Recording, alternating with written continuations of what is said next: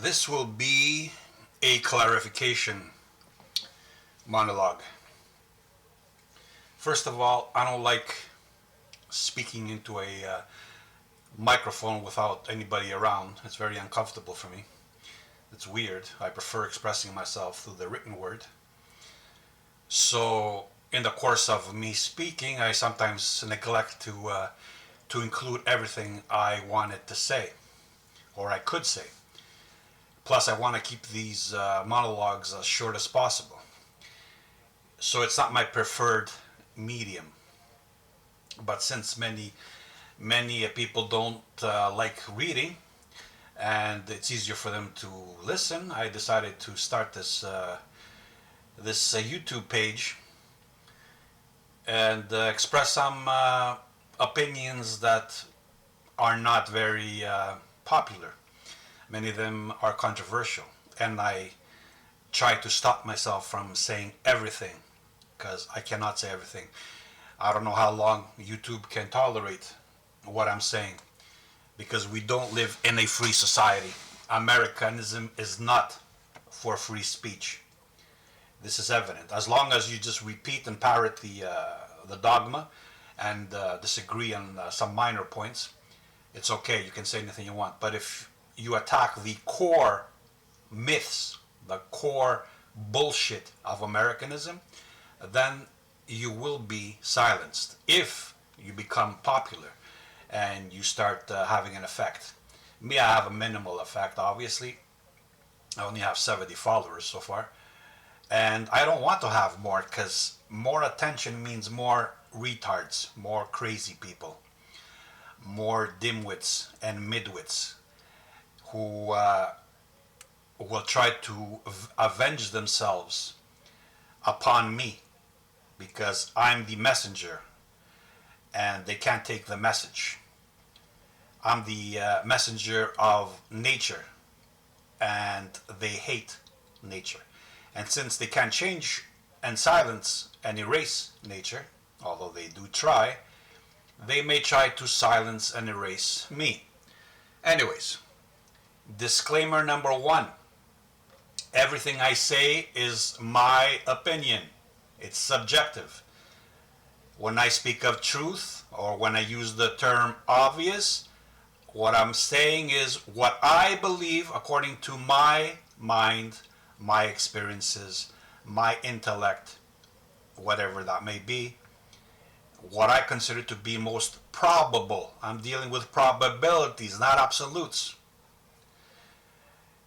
Disclaimer number two.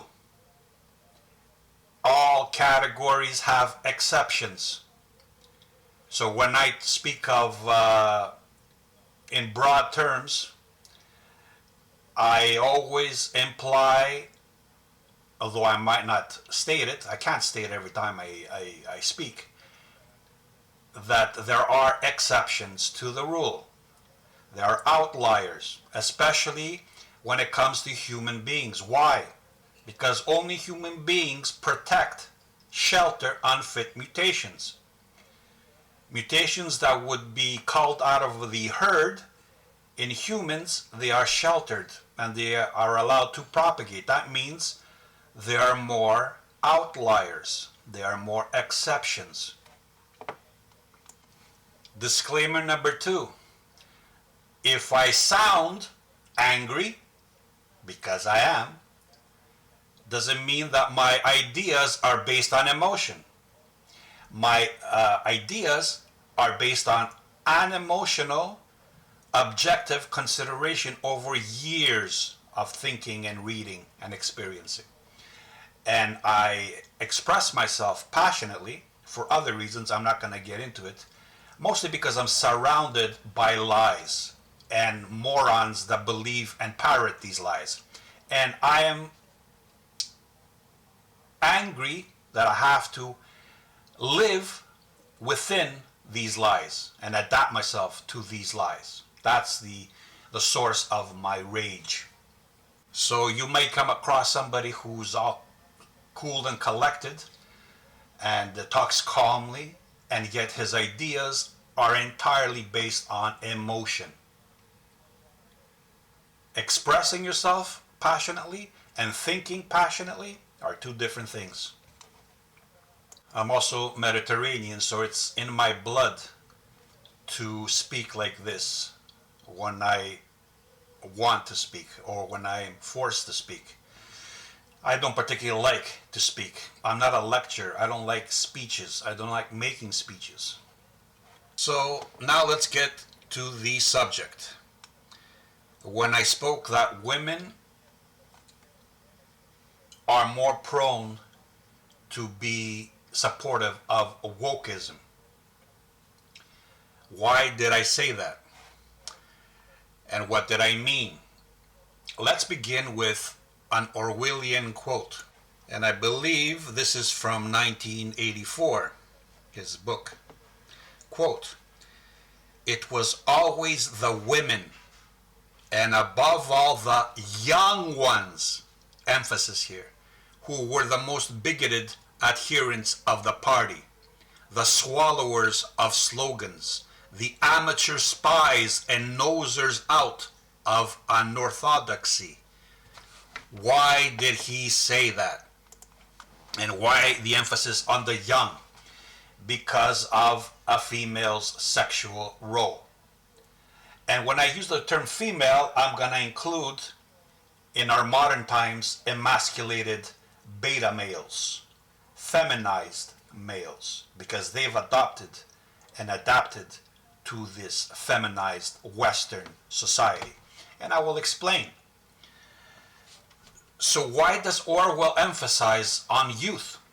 Because, first of all, the female has a restricted amount of ova. That means she has to be careful how she invests herself, her energies, her eggs, her genetics. When a woman is young, first of all, she's attracted to power. Power is attractive to the female. Whatever exudes power, and whatever ideology is dominant has power. So now she has to figure out how to invest herself, her ova, her energies, her sex, how to choose. So she will select in accordance to the prevailing orthodoxy, the dominant ideology, which might be wokeism, might be communism, might be Nazism, might be Christianity, might be Buddhism, whatever it is. She will take this as her primary criteria and select a man who shows that he's adapted to the social norms. Why? Because such a male offers social potential. He has prospects of status prospects, of resources, of gaining resources. So a woman is confronted with two impulses. First, her genetics that are attracted to fitness markers. Right? Why does a woman find the male that's tall and muscular or intelligent, charming? Why? Because he shows fitness, potential that she wants to pass on to her offspring. But then she has to take into account mimetic potential, cultural, ideological potential, social potential. And when the society is governed by a nihilistic dogma, then the two come into dissonance. There's a conflict there. This is why I say, never listen to what a woman says. Always watch what they do. Because this will change over time from her youth to her older age. And this is also true for emasculated, effete, modernized males. Because a male will always try to signal to the female that he's fit. And if he doesn't have genetic markers, he will compensate with mimetic markers, ideological markers. So that's why males in a world dominated by feminism, let's say, will become even more staunch adherents, passionate supporters of feminism, virtue signaling to the female, how adapted they are, how much social potential they have, in other words, how much status they can gain potentially, hypothetically. And it's all hypothetical. That's why the woman has to evaluate the truth of this virtue claim. But that's another issue. So in her youth, before she's has become invested, a female is trying to figure out what investments to make. And this is why in Orwell was, quote, it was always the young females that were the most staunch supporters of the party. Of what? The status quo, whatever status quo it was. Maybe it was communism, maybe it was Americanism, maybe it was Nazism, maybe it was Buddhism, Confucianism, whatever ism it is, that's what she was. A female, is indoctrinated in her youth. Then, once she's made her investments, and over time, as her sexual hormones decline, her mind is clarified, right? That's why you find that older women are more rational, and younger women are less so. Let's put it like that. So when a woman is invested, especially if she's had sons, then all of a sudden her mind is changed. She calls this growth, right? She's grown, she's progressed. That's how she explains it. That's how even these emasculated men, that they've grown over the time. No, their interests have shifted. That's all. Because their interests are tied to the environment, which is, for human beings, society, man-made environments. And this is, like I said, the conflict comes in when, because man-made environments are relatively new. What are they, 6,000 years? And the more sophisticated ones are what, a couple of hundred years? Now compare that to thousands of years of natural selection. So this is where the mean gene conflict comes into play. You have your natural, innate genetic impulses confronted sometimes by social interests, social indoctrination. And these sometimes come in conflict, especially when the social society is dominated by an underlying nihilistic ideology. Nihilistic in the sense that it's contrary to nature.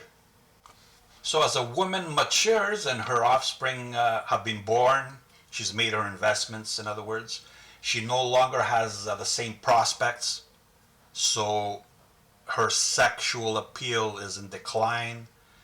She's not as attractive anymore to males. Her mind shifts. I've seen women who were passionate feminists in their youth.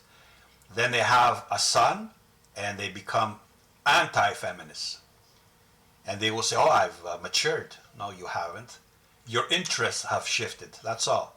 You're the same person governed by your self-interest because they're not objective thinkers. A female is never, let's just keep in mind that I said there's exception to the rule. In general, women are not objective, they're subjective thinkers because that's their role. Their sexual role is dependent on society. So whatever social norms are dominant, she has to place her self-interest within those social norms and find a way to advance them. She doesn't care about objective reality. In fact, many of you listen to this might say objectivity is a myth because you've never experienced it. So you will assume that even what I'm saying has some subjective interest behind it, other than the pursuit of truth. And that's your prerogative. You can believe whatever you want. In the wild, primates, and this is true for all primates, not only human beings, the male is not as invested in the offspring as a female is. That's a fact. Only in human societies of the last few centuries have men been forced to become invested in their offspring. This was not the truth in the past. That's what we got in the past, these players, right? They used to get women pregnant and then leave. And the woman was raising the child by herself. But now the man is forced to pay, right? Child support. It cuts down on the masculine impulse, right? So that now males have to become more feminine in their outlook. Especially since the system prefers the feminine because it's more malleable.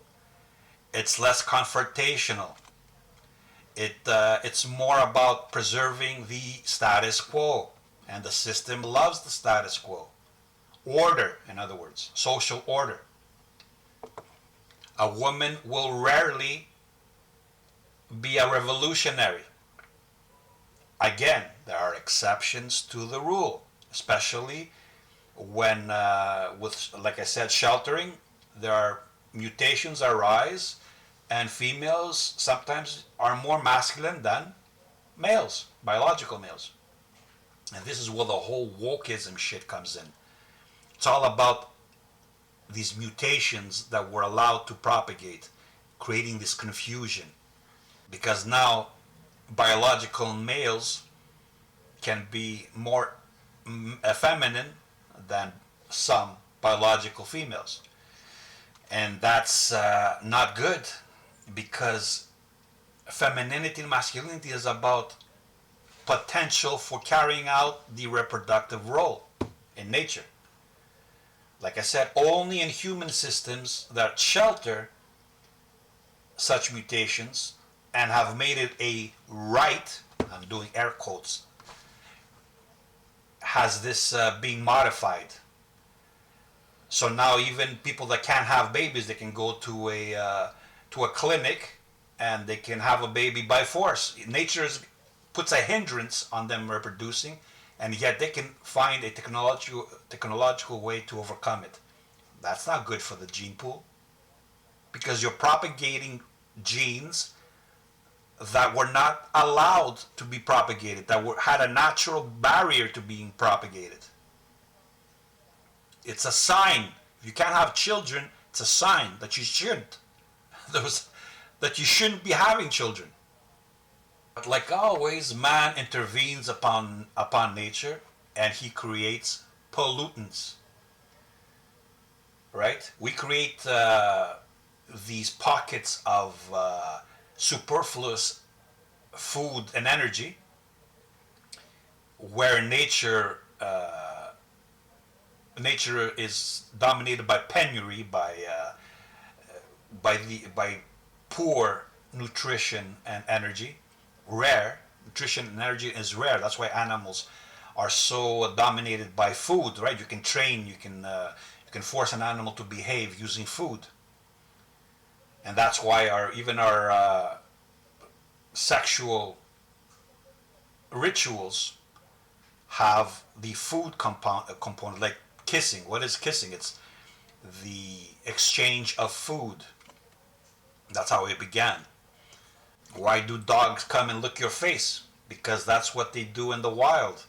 When a dominant parent comes home from the hunt, the puppies go and lick the face, and then the parent regurgitates the food from her stomach and they eat. That's what kissing is about. That's why the dog licks your face. What society could survive the increasing number of sexual dysfunctions that are being propagated right now? Live and let live, right? You don't care what other people are doing in their bedroom. True. But this has a social effect, whether you like it or not. you're not a system that can't replace its population. It's doomed. Who's gonna pay the taxes that support the old folks when they can no longer work? Who's gonna pay for their pensions if there's no youth? If people are not having children because they're having sex with men and women with women, or with animals, or with whatever they're having sex with, or not having sex at all, increasingly, then who's going to pay for all this? The society goes down. It implodes, like the United States is doing right now. Who's going to serve in the army when there's no more men? When all the men become transvestites? Who's going to serve in the army when you need masculine energy? What male is going to go fight and risk his life when he has no prospect to have kids? He has no wife, no children, no potential of having any. He's uninvested in the system. He doesn't give a shit. So what does he do? He plays video games where he's a big warrior, right?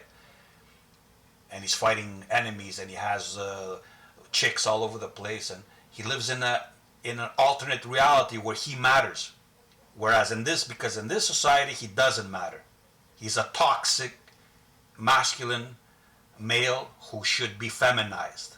Who's gonna make the innovations? Because it takes a masculine spirit to challenge the status quo of thinking, and invent new things, new ideas, new technologies. Who's going to do that? Females. Do they have a track record of innovation? Except for, again, the exceptions. No, females are not made for that. Females are made for nurturing what has been given to them, improving it, maintaining it, preserving it. That's their role, that's their impulse. They're not there they don't want to challenge the status quo. They want to preserve it, because stability benefits their sexual role. It's in their genes. Why does a male challenge everything? Because that's his sexual role. He has to prove himself worthy to a female. He has to prove himself that he's worth her investment. So this is why I say a female is a filtering agency. It's natural selection and social selection made more efficient. This is why Orwell said it was the young females that were the most passionate defenders of the party line.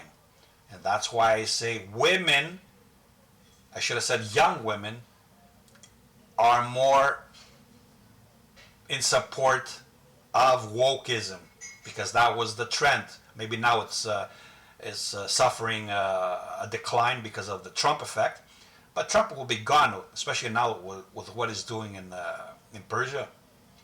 He's going to be gone, and then wokeism is going to have a resurgence, especially if his campaign against Iran fails, and it's going to be discredited.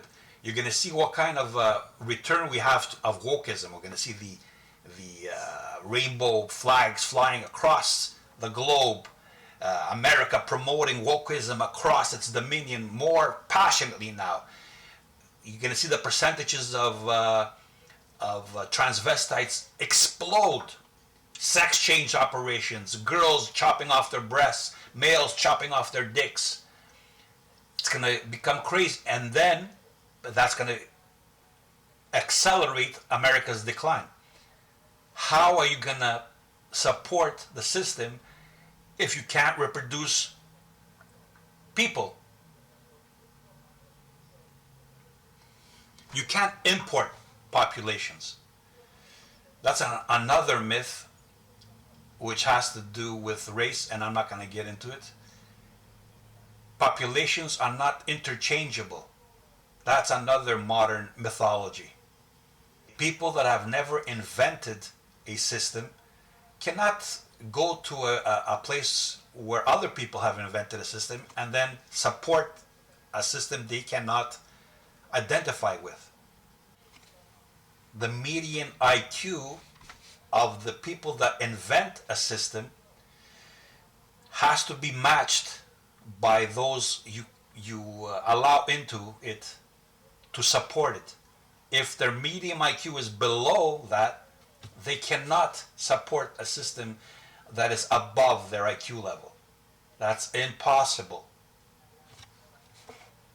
And IQ doesn't increase with education, because data and information is not IQ. It's not knowledge. It's not intelligence.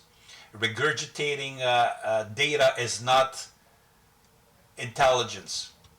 That's why I said knowing the events and knowing the names, and knowing the what and the where and the who doesn't mean you know why.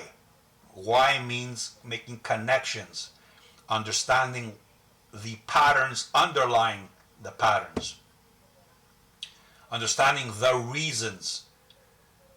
Most Americanized minds are dependent on socially sanctioned sources to tell them what things mean. They are incapable of thinking for themselves. They know the dates, they know the names, sometimes even these are corrupted, but they don't know the reasons.